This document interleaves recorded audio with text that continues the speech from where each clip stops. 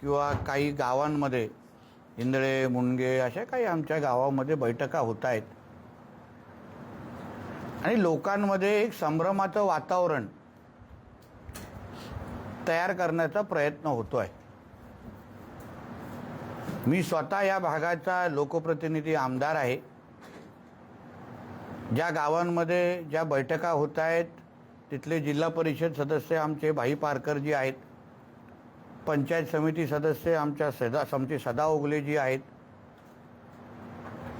आणि ज्या जनतेने आम्हाला निवडून दिलेलं आहे त्या जनतेशी आम्ही बांधील आहोत, कारण का आम्ही त्यांचे सेवक आहोत आणि आमच्या जनतेला कुठल्याही पद्धतीने त्रास होत असेल, कुठलाही संभ्रम असेल, गैरसमज असेल तर तो दूर करणं हे आमचं कर्तव्य म्हणून मी आज ही पत्रकार परिषद आम्ही घेतो आहे। मी राज्य सरकारचा प्रतिनिधी म्हणून, कॅबिनेट मंत्री म्हणून आणि या जिल्ह्याचा पालकमंत्री म्हणून पण माझ्या जनतेशी संवाद साधण्याच्या निमित्ताने आज आपल्या सगळ्यांना बोलवलेलं आहे। मुळामध्ये ज्या निमित्ताने आमच्या जनतेमध्ये संभ्रम निर्माण केला जातोय की असा कुठला तरी न्यूक्लिअर प्रकल्प आमच्या देवगड तालुक्यामध्ये येणार आहे ज्याच्यामुळे आंबा, काजू सगळं नष्ट होणार आहे, सगळं राख रंगोळी होणार आहे, अशा पद्धतीची भाषणं आणि अशा पद्धतीची संभाषणं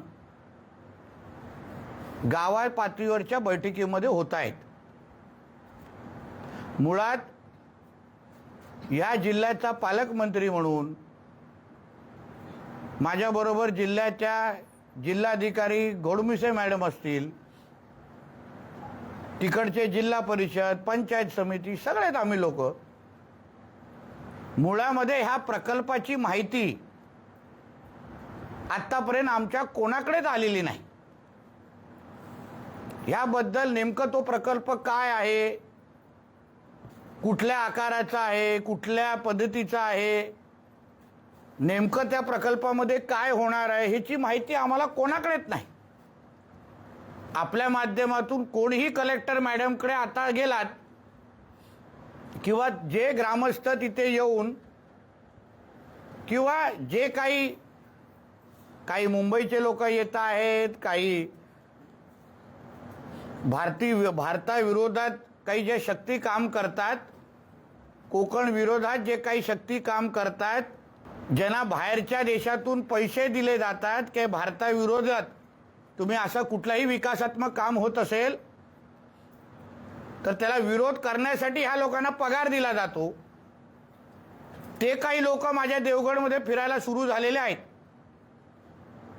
त्याचा मुळात त्यांना मी सांगेन, जे माझी पत्रकार तुम्हाला सगळ्यांना मी आवाहन करीन, आपण कृपया जिल्हा प्रशासनाचे प्रमुख म्हणून आमच्या जिल्हाधिकारी मॅडमकडे जावा।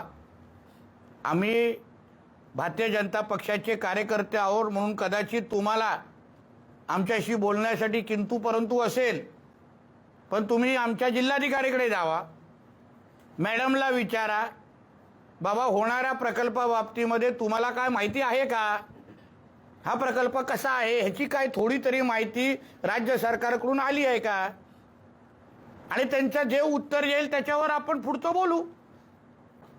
पण मुळामध्ये ज्या प्रकल्पाची माहिती कोणालाच नाही, कोणाकडेच नाही, त्या बाबतीमध्ये आमच्या शांत आणि समृद्ध असलेला आमच्या देवगड तालुक्याचं वातावरण का खराब केलं जात आहे हा प्रश्न मला त्या सगळ्या जणांना विचारायचा। आमच्या हिंदळे गाव, मुणगे गाव, आता मी ऐकलंय कुणकेश्वरला पण मेसेजेस व्हॉट्सॲपवर येत आहेत, त्या आमच्या साध्या ग्रामस्थ लोकांना उगाच त्रास देऊन माती भडकवण्याचे जे कार्यक्रम जे सुरू आहेत, मग त्या आमच्या सरपंच महोदयांना, ग्रामसेवकांना, जे काही जबाबदार लोक गाव प्रमुख असतील, जे जे जबाबदार लोक त्या गावातले असतील, त्यांना मी या निमित्ताने मी आवाहन करेन. मी स्वतः त्या त्या गावांमध्ये आम्ही सगळेजण जाणार आहोत. कारण का आमच्यासाठी देवगड आमच्या हृदयात आहे. आमच्या सगळ्यांचं अस्तित्वच की हे देवगडचे लोकप्रतिनिधी आहेत, देवगडचा हा आमदार आहे, देवगडचा हा त्या भागाचा जिल्हा परिषद पंचायत समिती, ही आमची ओळख आहे. आणि आमच्या देवगडकडे अगर कोण आमची देवगडची कोण राख रंगोळी करायचा प्रयत्न पण करत आहे किंवा जवळपास पण येत असेल ना, तर त्याला मीच सोडणार नाही. देवगडमध्ये जवळपास पण फिरायला देणार नाही. आणि नितेश राणे तुमचा लोकप्रतिनिधी आहे. राणे साहेब स्वतः या भागाचे खासदार आहेत. देवेंद्र फडणवीस साहेब ह्या राज्याचे मुख्यमंत्री आहेत. आम्ही सगळे लोकांमध्ये निवडून आलेले सगळे लोक आहोत. 3-3, 4-4 वेळा निवडून येतो. आम्ही आमच्या देवगडच्या विकासासाठी शासनाच्या निधीच्या पलीकडे जाऊन काम करणाऱ्यापैकी मी एक कार्यकर्ता आहे. आणि मी माझ्या देवगडवर कोणालाही वाकड्या नजरेने बघायला देईन का? आमचे गोगटे साहेब आहेत. आप्पासाहेब गोगटे साहेबांपासून आतापर्यंत हे कुटुंब कधी देवगडच्या इकडे कोणाला वाईट व्हायला देईल का? ओगलेजींचं कुटुंब आहे. आम्ही सगळेजण ज्या देवगडमुळे आमचं अस्तित्व आहे त्या देवगडकडे कोणालाच वाईट नजरेने बघायला देणार नाही. म्हणून जे जे आमच्या देवगडमध्ये फिरून हे माती भडकवण्याचा प्रयत्न करतायत त्यांना मी आत्ताच सांगेन की कोणीही आमच्या देवगडमध्ये येऊ नका, अशा पद्धतीची माती भडकवू नका. कोणाला बोलायचं असेल तर आमची दारं उघडी आहेत. माझ्याशी फोनवर सगळे बोलतात, आमच्याशी संपर्क साधतात.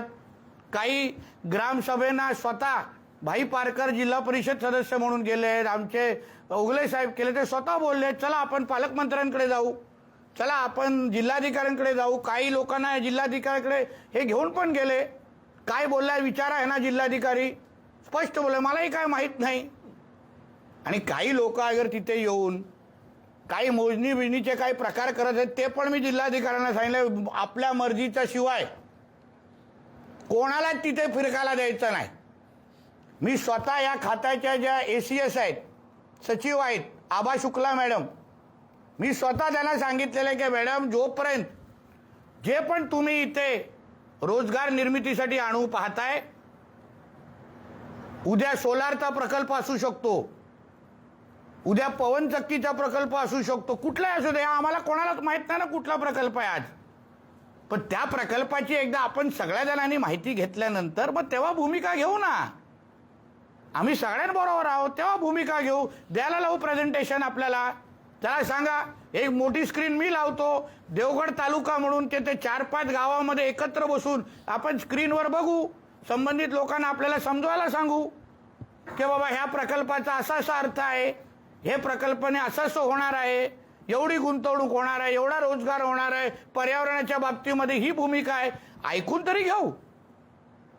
आणि न्यूक्लियर कुठल्याही पद्धतीचा पर्यावरणाला हानी असलेला प्रकल्प आपण ह्या देवगड काय, सिंधुदुर्ग काय, कोकणामध्ये यायला देणार नाही. आम्ही स्पष्ट भूमिका आहे आमची. पण न ऐकल्याशिवाय, न माहिती घेतल्याशिवाय अजूनपर्यंत सगळे ब्लँक आहेत.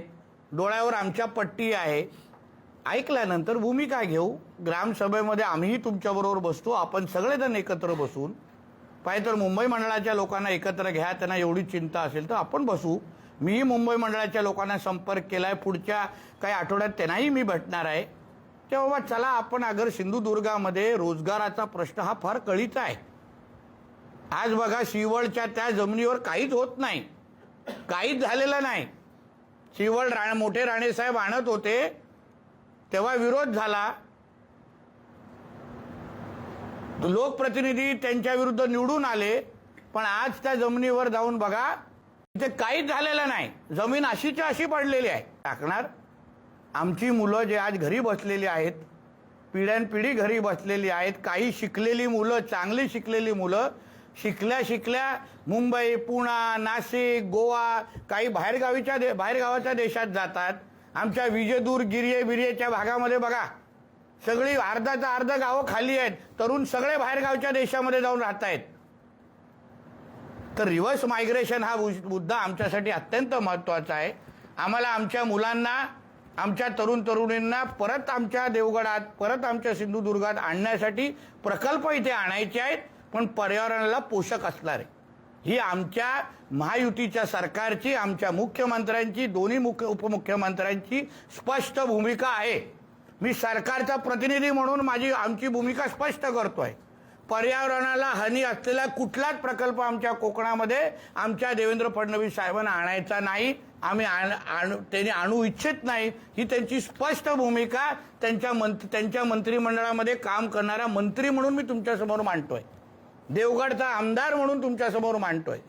आणि म्हणून या निमित्ताने आपल्याला स्पष्ट सांगेन, आम्ही देवगडच्या विकासाला प्राधान्य देणाऱ्यापैकी आम्ही लोक आहोत. आत्तापर्यंत देवगडमध्ये विविध प्रकल्प असो, मोठ्या प्रमाणामध्ये निधी आम्ही आणतोय. आज देवगडचा आमदार हा पालकमंत्री आहे, कॅबिनेट मंत्री पण आहे. मोठ्या प्रमाणामध्ये निधी आमच्या राज्य सरकार, केंद्र सरकारच्या माध्यमातून देवगडात येते आहे. भविष्यामध्ये रोजगार निर्मितीचे प्रकल्प देवगडमध्ये येणारच आहेत, जिल्ह्यामध्ये येणार आहेत. माझ्या बंदर खात्याच्या माध्यमातून मी प्रकल्प आणतोय. बोट बनवणारा कारखाने येत आहेत. अँसिलरी युनिट आणतोय, हॉटेलचे प्रकल्प आणतोय. पण प्रकल्पाची माहिती न घेता मी आपल्या सगळ्यांना जाता जाता विनंती आपल्या माध्यमातून माझ्या ग्रामस्थांना करीन, इथूनही करीन, त्यांच्याकडे जाऊनही करणार आहे. पहिलं चला आपण एक देवगड एक कुटुंब म्हणून आपण बसून पहिलं प्रकल्पाची माहिती घेऊया. अगर येत असेल तर मी संबंधित अधिकाऱ्यांना तुमच्या गावामध्ये आणीन, तुमच्या समोर आणीन. आपण एकत्र मिळून तुमच्यावर बसून मी पहिली प्रकल्पाची माझ्याबरोबर जिल्हाधिकारी पण असतील, संबंधित खात्याचे अधिकारी असतील, प्रकल्पाची माहिती घेऊया. माहिती ऐकल्यानंतर देवगडकरांची आणि सिंधुदुर्गाची जी भूमिका असेल तीच आमची भूमिका असेल. ही स्पष्ट आमची भूमिका आहे हे सांगण्याच्या निमित्ताने ही पत्रकार परिषद बोलवली होती. धन्यवाद. आंबा काजूला सिंधुदुर्गासाठी 79 कोटीच्या पहिल्या टप्प्यात नुकसान भरपाईचा निधी मंजूर झाला. काय प्रतिक्रिया? कारण अर्थसंकल्पाच्या अधिवेशनामध्ये आदरणीय मुख्यमंत्री साहेबांनी ह्याची घोषणा केलेली होती. त्याची अंमलबजावणी कालच्या मंत्रिमंडळामध्ये ह्या निमित्ताने झालेली आहे. तसा आग्रह आदरणीय निलेश राणे साहेबांनी पण काल सभागृहामध्ये केला, अन्य लोकप्रतिनिधींनी केला. आणि त्या दृष्टिकोनातून पहिला टप्पा हा NDRFच्या नॉर्मच्या प्रमाणे आलेला आहे. NDRF पण काल जे काय सभागृहामध्ये मी आपल्याला उल्लेख केला, आदरणीय मुख्यमंत्री साहेबांची अशी इच्छा आहे की झालेलं नुकसान जे आमच्या जिल्हाधिकाऱ्यांनी वरती सरकारला कळवलेलं आहे की झालेलं नुकसान हे 90% जास्त आहे, 90% जास्त. म्हणून मिळालेली मदत ही निश्चित पद्धतीने वाढणार, हेक्टरी वाढणार. आमच्या आंबा काजू बागायतदार जे आहे जे कधीच हात पसरत नाहीत, इतिहासामध्ये कदाचित पहिल्यांदा अशा पद्धतीची परिस्थिती पर्यावरणामुळे, हवामानामुळे आलेली आहे की आम लोकांच्या आज आंबाच मार्केटमध्ये बघा दिसत नाहीयेत. आजूबाजूला सगळे आंबा बागायतदार बसलेले आहे, शेतकरी बसले म्हणून सांगतो. आणि म्हणून सरकार म्हणून जसं मी कालही सांगितलं, सभागृहामध्ये मंत्रिमंडळातही पण आमची चर्चा झाली, दिलेली मदत ही पहिल्या टप्प्याची आहे. पुढचा टप्पा वाढलेला असेल. आंबा काजू बागायतदार आमचे शेतकरी समाधानी असतील अशा पद्धतीची मदत आमच्या देवाभाऊचं सरकार निश्चित पद्धतीने करेल. तर आपण म्हणाला जो प्रस्तावित जो प्रकल्प आहे तो आपल्याला नेमकं अजूनही माहीत नाही कसला आहे ना, जिल्हाधिकाऱ्यांना माहीत आहे. मग या लोकांपर्यंत ही बातमी कशी पोहोचली की तो नेमका प्रकल्प व्हॉट्सॲपवर, हा राजकीय प्रेरित विरोध आहे का? व्हॉट्सॲपवर पोहोचली.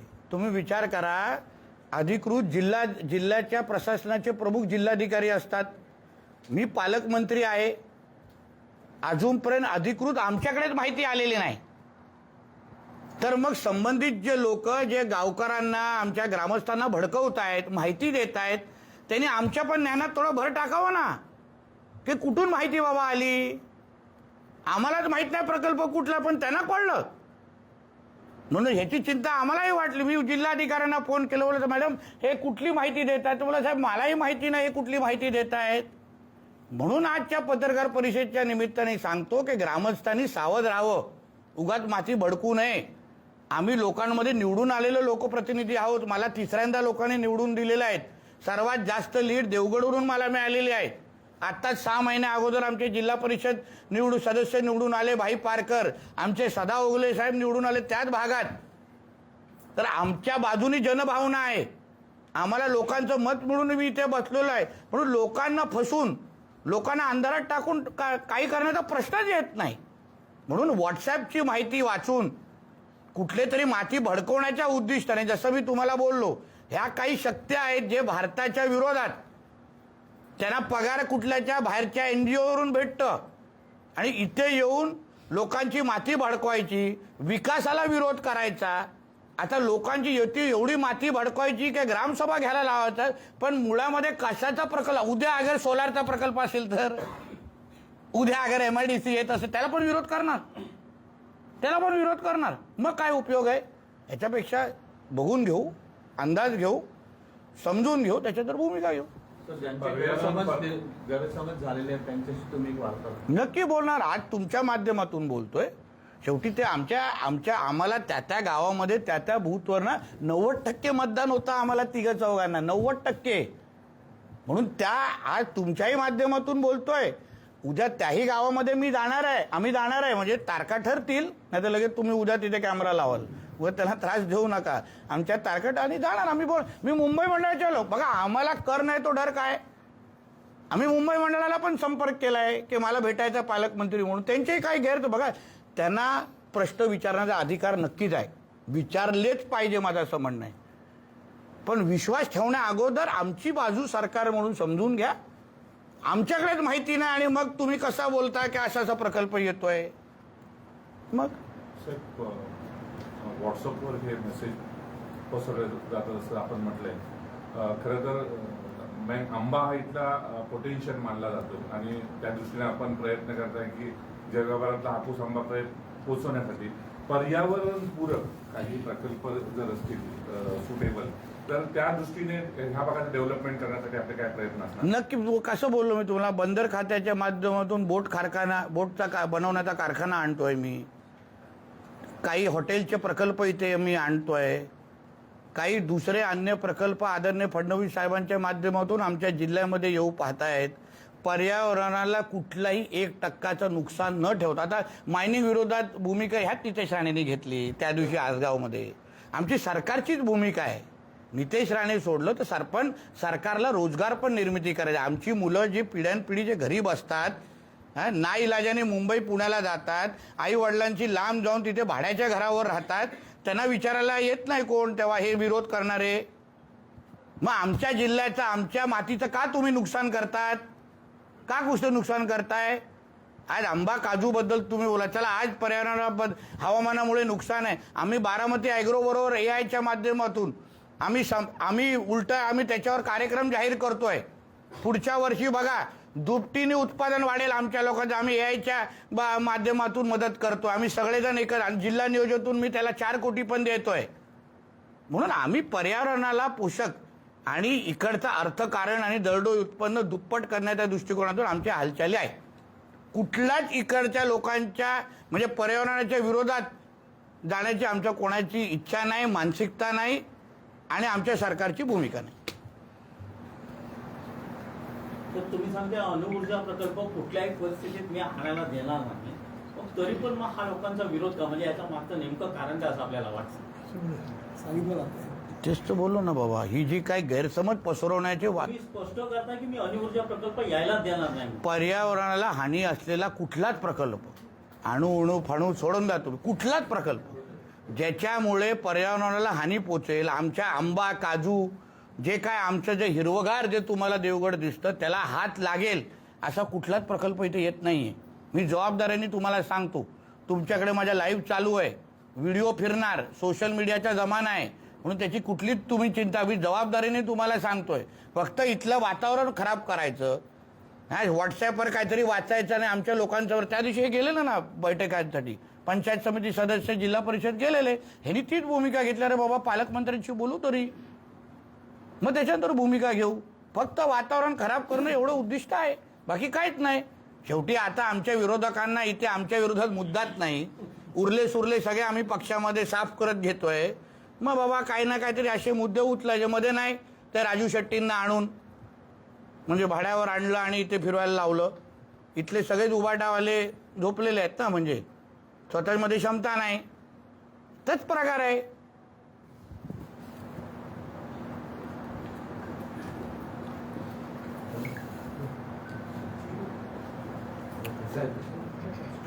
सिंधुदुर्ग जिल्ह्यातील माणगाव नाणेले येथील विसा खांडेकर यांची जमीन अतिक्रमण करून दलालांनी विक्री केलेली आहे. या संदर्भात अनेक वेळा तिथल्या लोकांनी, नागरिकांनी आणि मी सुद्धा प्रश्न पालकमंत्री उदय सामंत असताना विचारले, पण अद्याप त्यावर कोणत्याही प्रयत्न. तो पालकमंत्री उदय सामंत म्हणून विचारलाय ना, पालकमंत्री नितेश राणेला विचार, तुला उत्तर चांगलं भेटेल आणि रिझल्ट पण येईल. हां, तो आता मला ते निवेदन हे झाल्यानंतर तू दे आणि मी तुला जी मदत करायची हक्काने करतो. आमच्या लोकांची काळजी घ्यायला मला येते. प्रश्न होता मातापर्यंत काय होतं? अच्छा, अराजकीय होता आता. दानवे जे आहे, हां, दानवे खूप दानवे आहेत आपल्याकडे. ठाकरेच नाही, अंबादास असं बोल ना, आमच्याकडे पण दानवे साहेब आहेत, आमचे लीडर आहेत, ते माजी प्रदेश अध्यक्ष आहेत. त्यांनी महायुतीसोबत जिल्हा बँक निवडणुकीमध्ये ते गेलेले आहेत आणि एक नवीन पर्वाची सुरुवात मानायला. अहो साहेब, मी त्या दिवशी पण बोललो ना, उबाटामध्ये हम दो हमारे दोत राहणार आहे, बाकी सगळं साफ आहे. शेवटी त्या पक्षामध्ये राहण्याचं, त्या गटामध्ये, पक्ष तर फार मोठा असतो, त्या गटामध्ये, बचत गटामध्ये, आमच्या जसं त्या दिवशी मुंबई मंडळामध्ये जास्त लोक असतात जेवढे आज उबाटामध्ये आहेत. आणि म्हणून त्यांच्या ठाकरेंच्या नेतृत्वाखाली काम करण्याला कोणाचीच इच्छा नसल्यामुळे हे आता जवळचे लोक रस्ता शोधत आहेत. शेवटी त्यांनाही त्यांच्या स्वतःच्या भविष्याची चिंता आहे. अंबादास दानवे हे ताकदीचे नेते आहेत आणि म्हणून ते त्यांच्या भविष्यासाठी महायुतीकडे आणि आदरणीय देवाभाऊच्या नेतृत्वाच्या महाराष्ट्रामध्ये काम करायची त्यांची इच्छा असेल तर त्यांचं स्वागतच आहे. साहेब, देवगड तालुक्यातील काही बागायतदारांनी काही दिवसापूर्वी एक बैठक घेतली. त्यावेळेस असं म्हटलं की 3 जुलैला आम्ही जलसमाधी आंदोलन करणार आहोत. कशाबद्दल? याच आंबा काजू बाजार. आता कदाचित ही पत्रकार परिषद बघितल्यानंतर त्यांनी तसा त्रास करू नये. त्याच्या अगोदर काय असेल तर मला येऊन भेटले तर असं काही जलसमाधी बिमाधी घेण्याची सवय म्हणजे काय गरज भासणार नाही. आमची भूमिका स्पष्ट आहे की आम्हाला ह्या पद्धती आम्ही सरकार म्हणून आम्हालाही काय माहीत नाही. मग माहिती घ्या आणि मग जलसमाधी घेण्याची भूमिका घ्या, एवढंच म्हणणं आहे. सर, काही दिवसापूर्वी जो पांढऱ्या पक्षाचा मुद्दा लागला होता त्यावरनं जैन समाजाच्या मुलींनी राज ठाकरेंची भेट घेतली. हो, तर काय करायचं मग? मी काय करू? मग आता जैन समाजाच्या लोकांना जसं राजसाहेब भेटले तर कधीतरी मुल्ला मौलवींना पण भेटलं पाहिजे. जे रस्त्यावर जे डुंगणं वरती करतात त्याबद्दल कधीतरी भूमिका घ्या. त्यांनाही सांगा ना, ते गॅस सिलेंडरवरती काढू नका. जैन मुनी असतील, हिंदू समाज असतील, लगेच भूमिका घेतात. पण कधी त्या लोकांना सांगत नाही रस्त्यावरचे डुंगणं वरती करायचं बंद करा, लोकांना त्रास होतो. ती सांगण्याची भूमिका भारतीय जनता पक्षामध्ये आहे. हिंमत भारतीय जनता पक्षामध्ये अजून कोणामध्ये राहिलेली नाही आता. तर त्यांनाच उद्देशून राज ठाकरेंनी असं म्हटलंय, तुम्ही राजकीय पक्षांच्या नादी लागून डोकी भडकवू नका, असं एक वक्तव्य त्यांनी त्या भेटी दरम्यान व्यक्त केलं. हां, असं म्हणणं आहे ना, जी धमकीची किंवा जे काय भाषा जैन मुनींच्या समोर होते ती कधीतरी मुल्ला मौलवींच्या समोर केलं पाहिजे ना. आता काही दिवसा अगोदर तो कोण सज्जाद नोमानी किंवा कुठल्या तरी मौलवीनी की जिहाद हा एकमेव पर्याय सांगितला का, तेव्हा का बोलले नाही हे लोकांमध्ये कोण? का त्या लोकांना राग दाखवला नाही? का त्या लोकांना दम दिला नाही की जिहाद करण्यामध्ये म्हणजे काय? असं बोलण्याची भूमिका ठेवा, हिंमत ठेवा ना. मोहम्मद अली रोड आणि बहरमपाड्यामध्ये जाऊन बोला. नेहमी जैन समाजाला, नेहमी हिंदू समाजाला, गरीब हिंदूंना का टार्गेट केलं जात आहे? की मुल्ले मौलवी काय टॅक्स फ्री आहेत का त्यांच्यासाठी?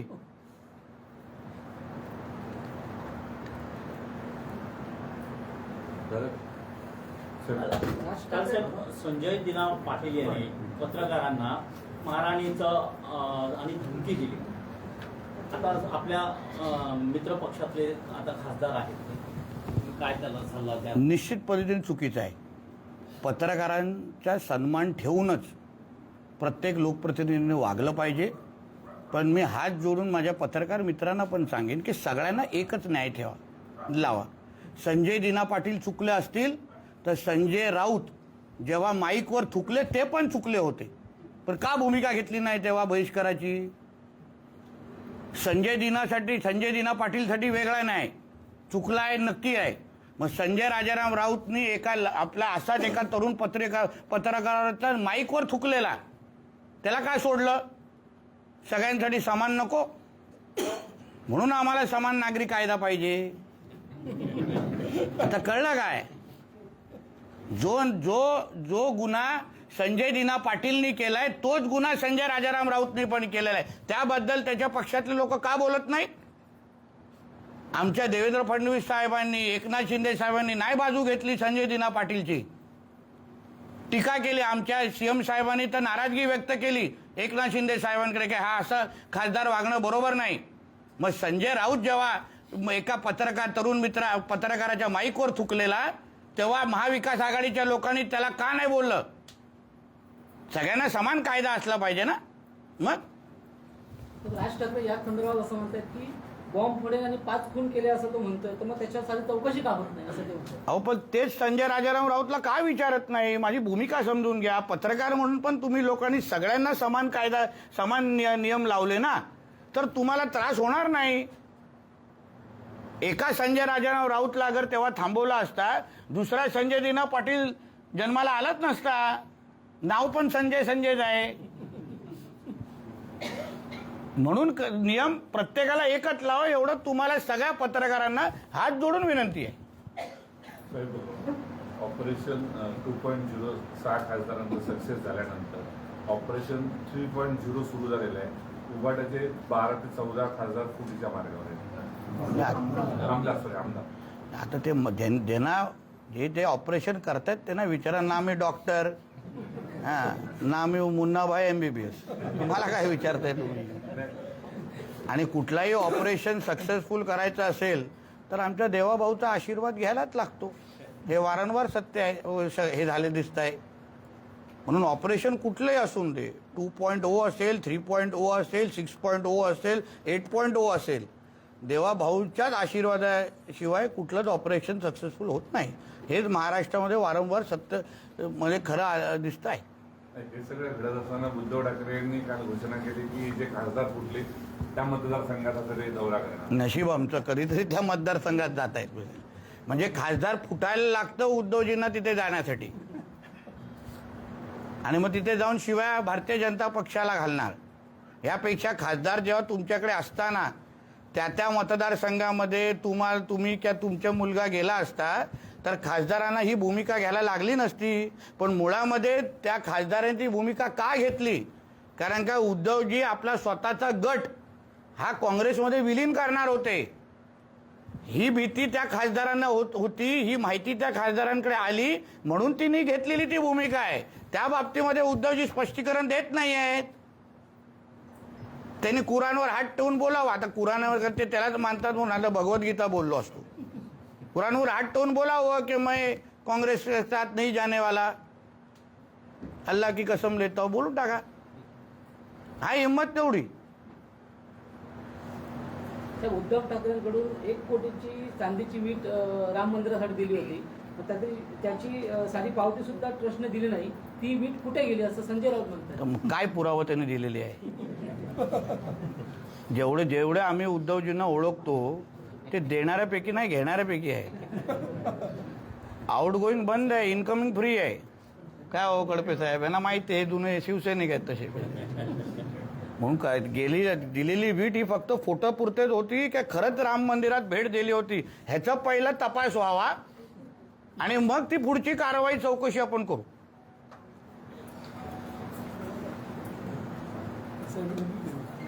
देवगडचे काही स्थानिक पत्रकारांनी विचारलं तर काय हरकत नाही.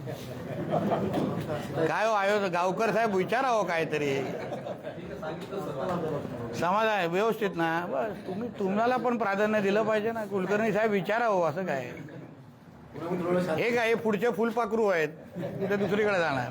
नाही सर, पुन्हा आम्ही काय करू, सुरुवातीला शांत होतो. ते तुमच्याकडे बाल्कनी व्ह्यूनी बघतायत मागून. सर बोलिए. सर, आपके चुनाव क्षेत्र विधानसभा क्षेत्र में कुछ भारत विरोधी शक्तियां कार्यरत हुई है, किस बारे में वो कार्यरत हुई है और आपको क्या? देखिए, कुछ दिनों से, कुछ हफ्तों से हमारे पास जो मालूमात आ रही है, इन्फॉर्मेशन आ रही है कि हमारे देवगढ़ तालुका सिंधुदुर्ग में कुछ गांवों में न्यूक्लियर पावर प्लांट के बारे में कुछ लोगों की मीटिंग्स हो रही हैं, लोगों को भड़काने की कोशिश हो रही है.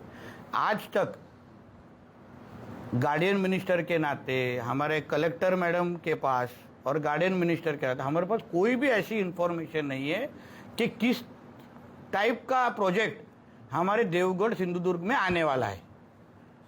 वो पावर प्लांट है, फिर वो सोलार प्लांट है, या और किसी टाइप का प्लांट है, किसी को कुछ इन्फॉर्मेशन नहीं. मगर तो भी कुछ ऐसी शक्तियां जिनको पगार या सैलरी हमारे भारत विरोधी देशों से मिलती है, जो नहीं चाहते कि मोदी जी का भारत विकसित भारत हो, 2047 तक हम एक विकसित देश के नाम पे आगे बढ़े, ऐसी शक्तियां आज हमारे कोकण में, सिंधुदुर्ग में, देवगढ़ में वो कुछ चेहरे देखने को हम लोग शुरुआत हुआ है. पुलिस ने आइडेंटिफाई किया है, इन्वेस्टिगेशन एजेंसी ने आइडेंटिफाई किया. जब भी ऐसा कोई भी विकास करने का प्रोजेक्ट, डेवलपमेंट ओरिएंटेड प्रोजेक्ट हमारे कोकण में आता है, तभी ये शक्तियां हमारे यहाँ पे दिखती हैं जो बाहर से फंडेड है.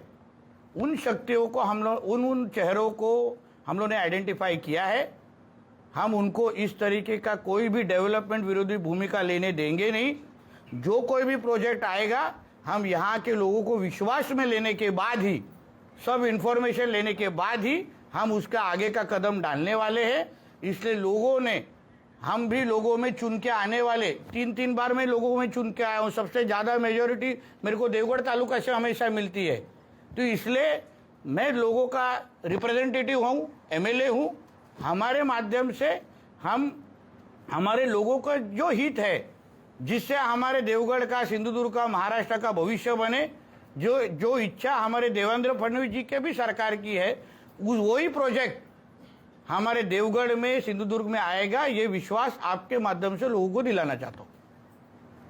साहेब, 2 दिवसांपूर्वी सावंतवाडी शहरामध्ये 3 काश्मीरी, एक महिला आणि 2 पुरुष पैशाची मागणी करताना फिरत होते आणि हिंदुत्ववादी कार्यकर्त्यांना पकडलं आणि पोलिसांच्या ताब्यात दिलं. पोलिसांनी त्यांची चौकशी केली आहे आणि असं आता माहिती मिळते की त्यांना काश्मीरला पुन्हा पाठवून पूर्ण त्यांची चौकशी करणार. ती माहिती आमच्या हिंदुत्ववादी कार्यकर्त्यांच्या माध्यमातून माझ्यापर्यंत आली. मी SP-ना फोन केला की हे जे कोण जिहादी मानसिकतेचे आमच्याकडे आले असतील, त्यांना त्यांची पॅकिंग करा आणि त्यांना तो पार्सल इथून बाहेर ती घाण पाठवून द्या. आमच्या हिंदुत्वाचं सरकार असतेपर्यंत अशा पद्धतीचे कुठलीच घाण जिहादींची मी माझ्या सिंधुदुर्गात पाऊल टाकायला देणार नाही. ज्यांना भीक मागायचं असेल तरी पाकिस्तानात निघून जावं. माझ्या सिंधुदुर्गात पाऊल टाकण्याची हिंमत पण करू नये, नाहीतर पुढच्या वेळी एका पायावर जाणार नाही एवढी काळजी घेईन. आता तरी गाडीत बसून पाठवलंय, पुढच्या वेळी तांगड्या हातात काढेन आणि हातात देईन आणि पाठवून देईन त्यांना इथून. पण परत ही हिंमत कोणी माझ्या सिंधुदुर्गात येण्याची करू नये, एवढं आपल्या माध्यमातून त्यांना सांगेन, ऐकत असतील तर. धन्यवाद, शुभेच्छा.